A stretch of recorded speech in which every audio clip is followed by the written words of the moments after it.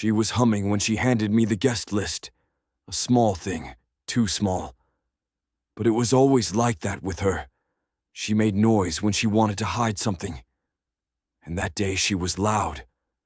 I nodded, smiled, and told her the font she picked for the place cards was elegant. She laughed, said she wanted everything to be immigration-proof. Then she caught herself, froze for a split second, and covered it with a kiss. She said that phrase a lot in the final months. Immigration-proof. As if love came with a stamp and a barcode. That night after she fell asleep with her phone on the nightstand, I saw the message. Her screen lit up at 2:11 a.m. She hadn't turned off previews. I didn't have to unlock anything. Don't worry. After the ceremony he's filing. I'll be out by fall. Freedom soon. It was from someone labeled only as J. I didn't react. I got up, poured a glass of water, and sat in the living room for a long time, listening to the refrigerator hum. I stared at the RSVP spreadsheet she had open on her laptop. She'd even color-coded my relatives. They were green, his were blue, hers were yellow. Neutral energy, she called them. My name is Nathan Levis, 38, civil engineer. I live in Rockville, Maryland. Nothing glamorous, just numbers, process, and pressure points. I've worked on roads that haven't cracked in 15 years, quiet things with lasting effects. She said she loved that about me. Said it in the kitchen, the night she asked about fiancé visas. Said she was scared of being illegal, scared of living in the shadows. Said she couldn't go back to what she left behind in Manila. I didn't ask what that was. She cried. I held her. She looked up and whispered, I just want a future. You're the only thing in this country that feels like home. I believed her, but the tears were performance, and I hadn't realized I'd been cast. After the 2:11 a.m. message, she kissed me good morning, made me eggs, complained about the florist's attitude, said we needed to finalize head count by the weekend or we'd be charged extra. I nodded. She kissed my cheek. I didn't flinch. I watched her sip orange juice and explain how grateful she was to be finally, truly seen. The words were almost perfect. Too perfect. That's how she masked things. Flawless phrasing. Empathy phrased like a resume. Emotion recited like a script. She played affection like a trade. And I used to accept the exchange. Until that message. Until the moment I realized I was just the temporary bridge she needed to cross. She didn't marry me for a future. She married me to leave. I remembered one night, 4 months into dating, when she laughed during a movie. I said, You sound like someone who's had to learn how to laugh in front of people. She paused, then changed the subject. It hit me again, that night, 2:11 a.m. The memory wasn't cute anymore. It was calibration. Everything was. The fake fights to test my loyalty. The sudden tears in public to display emotion. The long conversations about citizenship that always ended with, but I would still love you even if I got deported. That wasn't love. That was planting the escape clause. She thought I was soft, too stable to risk confrontation, the kind of man who shrinks from conflict and would never call her bluff. She wasn't entirely wrong, but she underestimated the difference between quiet and weak. I spent the next day doing exactly what she expected. I texted the officiant, confirmed the cake flavors, paid the second deposit on the venue. But that night, I opened a new tab on my laptop. Typed in, USCIS Marriage Fraud Reporting Form. Then I opened another tab. Typed, ICE Contact, Baltimore Field Office. She thought she picked the date for our beginning, but what she chose was her deadline, and I was going to be the one who handed her the clock. I went to bed calmly, No confrontation, no questions, just a decision. The planning was hers. The ending would be mine, because I believe in structure. And this time, I'd be building hers, cell by cell. She picked lavender for the accent color, said it was soft, modern, and easy on the eyes. I agreed. Quietly. I let her believe every yes meant affection, let her think I was still the man she'd rehearsed. She thought she was staging a performance. But I'd already pulled the curtains. I went with her to the bridal fitting. Smiled while she asked the tailor to bring the waist in. I held her phone when she wanted selfies. I drove her home and kissed her forehead. But I wasn't collecting memories. I was collecting evidence. While she posted progress updates and Pinterest boards, I was reading immigration case law.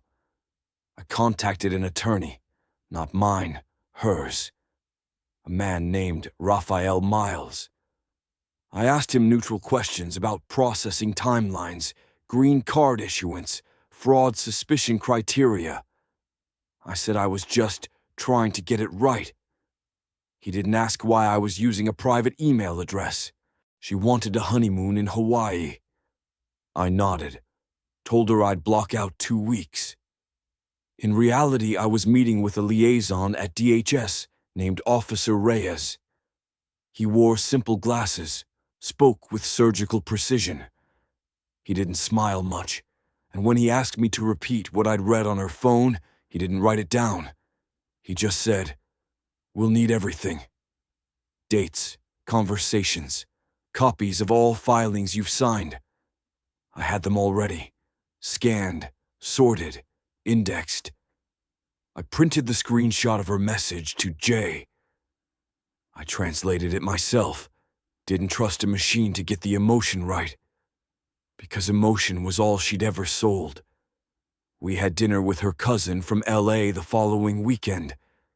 He didn't speak much, but he stared a little too long when I asked if he needed a room to stay in. She laughed, said he preferred hotels. When she left to grab a bottle of wine from the kitchen, I asked him what her family thought of the wedding. He paused, smiled stiffly, and said, "They're proud. A lot of girls back home dream of this." He thought I didn't hear the slip. Back home, as in not here, as in they weren't family. She returned, handed me a glass, and winked. He toasted. She smiled. I sipped, and I documented everything. Back at home, she handed me a pre-written note for the wedding website. Our story was fate. She wanted it posted under the photo of our engagement in the garden, the one she'd staged with a tripod and told me to look overwhelmed but touched. She was good at posing. She made me delete the first take, said my smile was too aware. She liked her victims blurry. I let her write that caption. I let her control the timeline. Because the deeper she went, the clearer her motives became, and the more real the betrayal felt.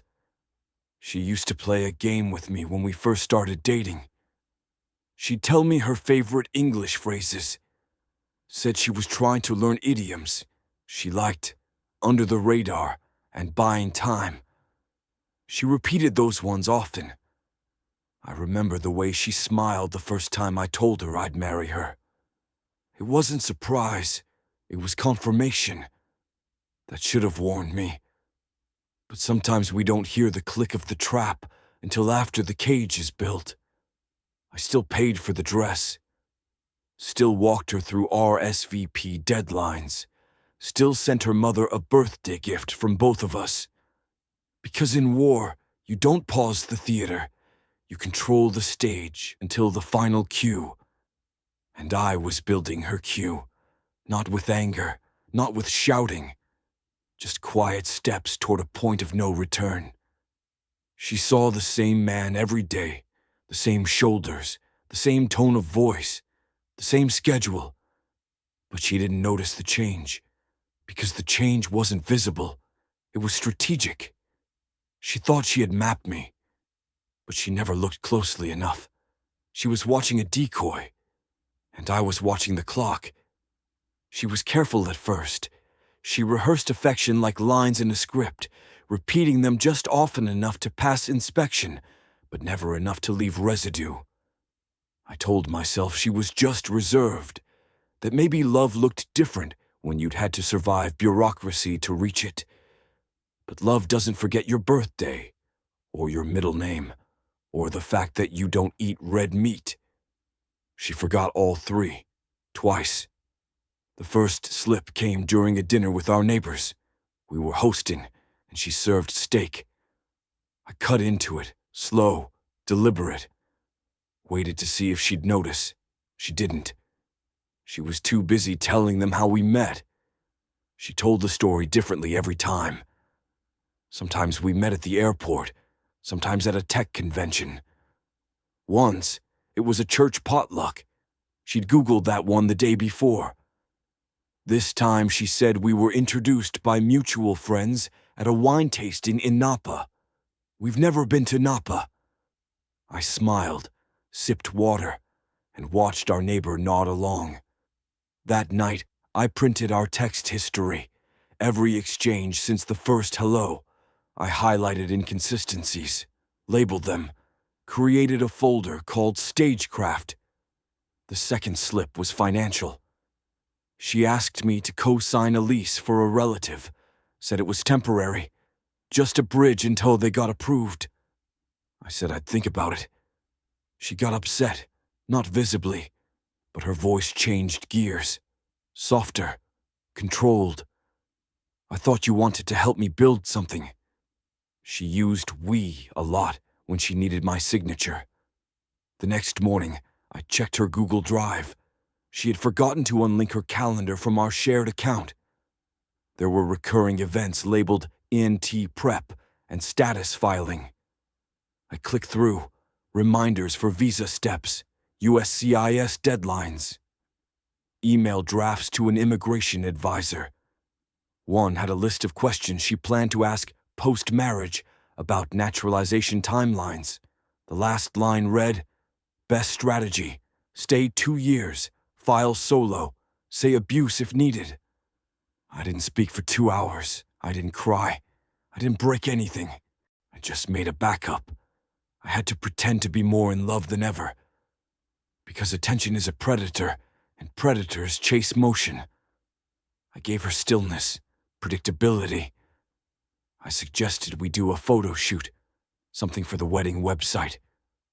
She loved that, said it would make us look more convincing. Her word, not mine. I picked the location, a courthouse downtown. We posed in front of a stone column. She wore white. I asked the photographer to use her camera, so I could check it later. There were folders, dozens of them, titled by city. Vegas, Houston, Fresno, different men, different dates. I didn't open them all, just one. She was in a black dress, holding hands with a man whose eyes looked stunned. The caption read, "Phase 2. He thinks he proposed." I downloaded it, labeled it, "Precedent." From that day on, I stopped wondering why she chose me, and started making sure someone else would wonder why she lost me. I met with Officer Reyes again the following Thursday. Gave him everything, the folders, the captions, the timeline. He asked me a single question. "Are you still going through with it?" I said yes. He nodded. This only works if she believes she's already won. They'd blend in as guests, but Gomez would wear a mic, just in case she confessed before the queue. I told him she did. The RSVP deadline was Friday. She triple-checked the list, circling back to her cousins twice and adjusting for 2 new friends from her yoga class. I told her I'd handle the seating chart. She said, "As long as my side has more chairs." I said, "Of course." I didn't blink. She didn't notice that 2 names didn't belong. They were listed under her side. Generic, common, unmemorable. Agent Raymond C. Gomez, Officer Lisa Tran, Department of Homeland Security. Wedding attire advised. They'd be sitting near the aisle. Close enough to hear her say, "I do." Close enough to stop her before the reception. She printed the programs the following Monday. Asked me if I liked the font. I said it was perfect. Meanwhile, Officer Reyes emailed me the final checklist. Visa paperwork with falsified intent, recorded conversations referencing strategy, photographic evidence of multiple overlapping engagements, and one documented history of manipulation.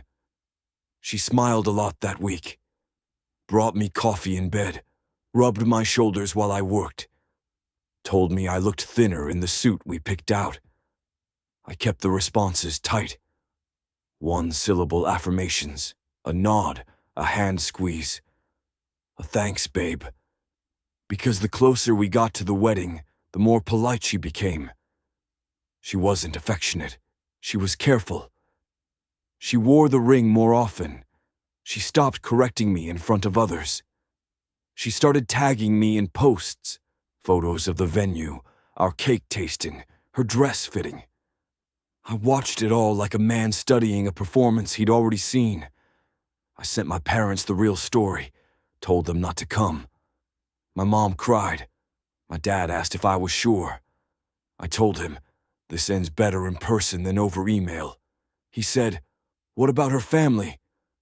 I paused, then said, "They won't stay long." 2 nights before the wedding, she asked me to rehearse our vows. We were on the back porch. The sun was setting. Her hair was pinned up. She said, "It'll help us be more believable." I recited mine slowly, deliberate. She smiled through hers.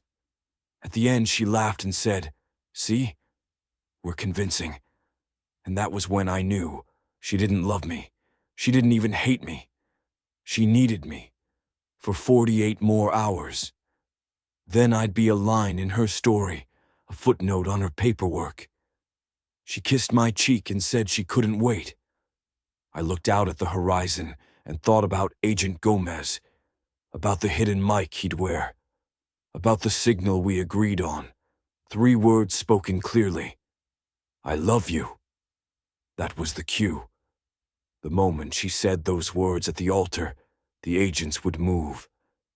She thought they were her victory chant. I'd turned them into her trigger. The church was dressed in ivory and blush, her colors. Sunlight streamed through stained glass, diffused and too gentle for what was about to happen. I stood at the altar, spine straight, palms still, not from nerves, but from control. Every step from here forward had already been rehearsed, but not in the way she thought. She was 15 minutes late. The organist filled the silence with Bach and second-hand whispers. Guests murmured, smiled, speculated. You know brides. I kept my eyes on the far doors. Agent Gomez sat 3 rows back on her side, sunglasses tucked into his collar, hands folded. Lisa Tran beside him, veil-length hair pinned tight, staring straight ahead. They looked like guests. That was the point. When the doors opened, everyone turned. Her dress was tight through the hips, flowing below the knees, lace applique across the collarbone. Expensive, precise, strategic, like everything she wore in the last 6 months. I watched her walk down the aisle like she owned it. No nerves, no hesitation, just calculation behind every smile she offered. When she reached me, I took her hand. She gripped it just a second too tight. I heard her whisper, "We're almost there." I didn't reply. The minister began. His voice was warm, rehearsed. She squeezed my hand at every beat, timing her performance to the script. There were readings, a hymn, a polite joke about us meeting by chance at a fundraiser. Everyone laughed, everyone but the ones who mattered. Then came the vows. Her eyes glistened on cue. She tilted her chin just enough to catch the light. She said, "I love you." That was it. That was the signal. Agent Gomez stood. Officer Tran followed, flanking the aisle like groomsmen from a darker ceremony. There was no shouting, just motion. 2 more agents from the rear, silent and swift. She didn't see them until the cuffs clicked, not behind her, in front, hands forward, displayed, for everyone to see. She blinked. Wait, what? Gomez said, "Elena Morales, you're under investigation for immigration fraud, wire fraud, and misrepresentation to a federal officer."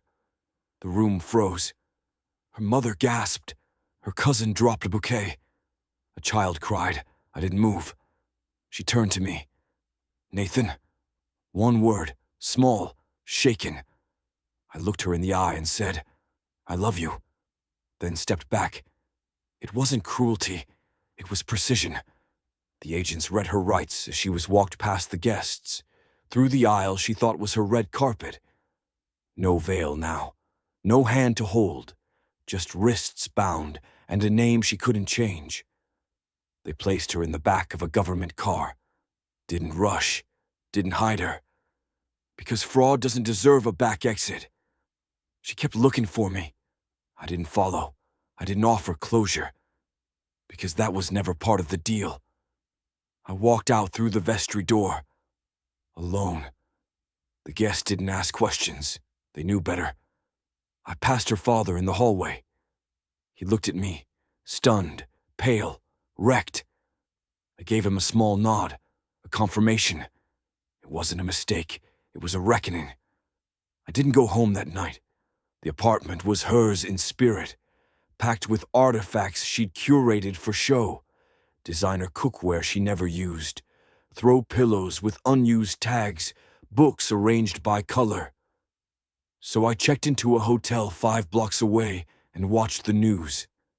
They ran the story under muted headlines. Immigration sting at wedding ceremony. Federal agents arrest bride in visa scam. Social media influencer tied to marriage fraud case. They didn't say my name, but the photo was unmistakable. Her face, mid-turn, mascara breaking. Expression stuck between confusion and recognition. The post went viral by morning, not because of her crime, because of the timing, because of the dress, because of the silence. I hadn't spoken to the press, didn't need to. Someone at the wedding, maybe her cousin, maybe the florist, had filmed the arrest. No narration, just footage of her saying, "I love you," and me saying it back. That was the moment the internet latched onto. Comments poured in, thousands. He played her at her own game. That's the coldest I've ever seen a man be. Iconic. This guy is either heartless or a genius. Maybe both. I didn't reply, didn't like or repost. I watched. And in the watching, I realized something strange. No one really cared about her crime. They cared about the choreography, the tension, the payoff, and most of all, how quiet I stayed. I went to work on Monday. No one said anything, but they all looked. My manager asked if I was okay. I said yes. Then he said, "I saw the clip." I nodded. A lot of clips going around. He hesitated, then added, "That was surgical." That was the word. Not vengeful, not angry, surgical. I sat at my desk and resumed my day like nothing had happened. Meanwhile, the investigation expanded. Turns out she'd tried it before. 2 other men had suspiciously short marriages, followed by relocations, changed names, social media wipes. She used new hairstyles the way criminals use burner phones. ICE found out that she'd been coached by someone in a private immigration consulting firm with fake credentials. The feds wanted statements. I gave them everything. Emails, texts, documents, voice recordings. They asked if I wanted to press charges. I declined.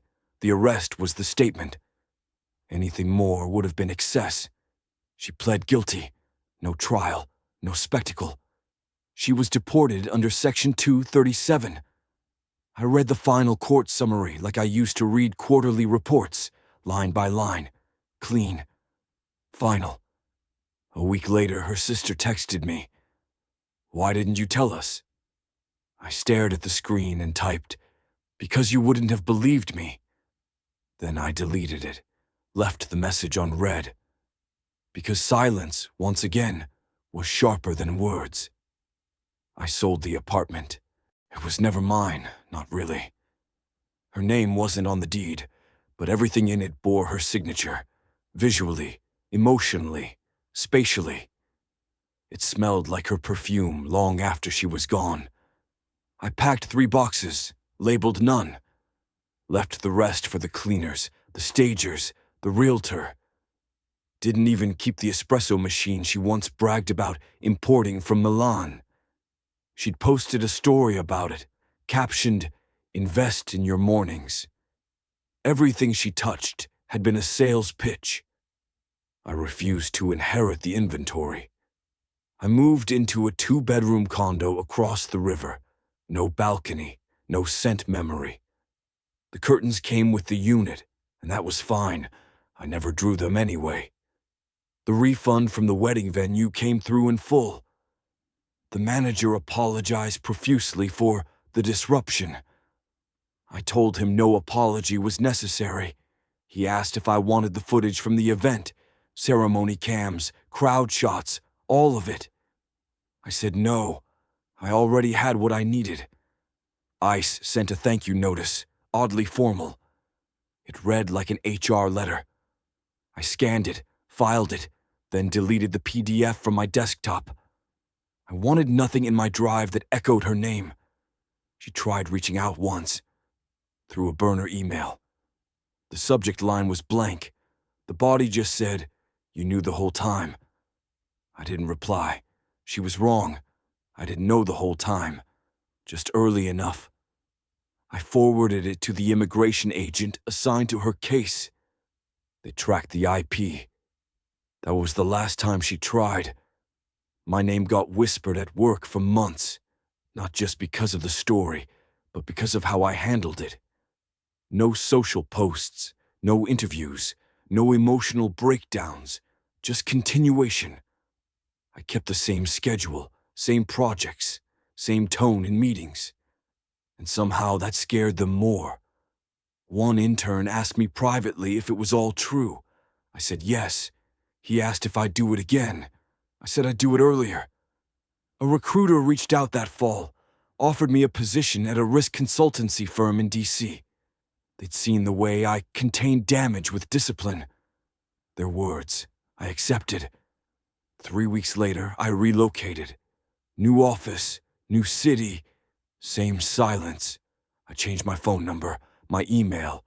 I deactivated social media. Nothing dramatic, just one quiet logout after another. By the end of the month, she couldn't even search for me. Because I didn't leave a trail, I left a vacuum. And that's worse. I did look her up once, out of curiosity, not longing. A Canadian immigration forum had a post with her photo, pixelated but still recognizable. A user had commented, "Avoid this woman at all costs. Con artist, multiple aliases." No one replied, not even to ask for details. She was fading already. I didn't celebrate. Because revenge, when done properly, isn't an emotion. It's an extraction. You remove the infection. You seal the wound. You do not re-expose it. I kept the wedding band. Not to remember her, but to remember myself. To remember the line I crossed the moment I said, "I do," knowing I'd say, "I undo" with greater force. She taught me the cost of blindness. I repaid her with clarity. Now, I sleep without locks, without fear, without loose ends. She used me to cross a border. I used her to close a chapter. Neither of us will try again.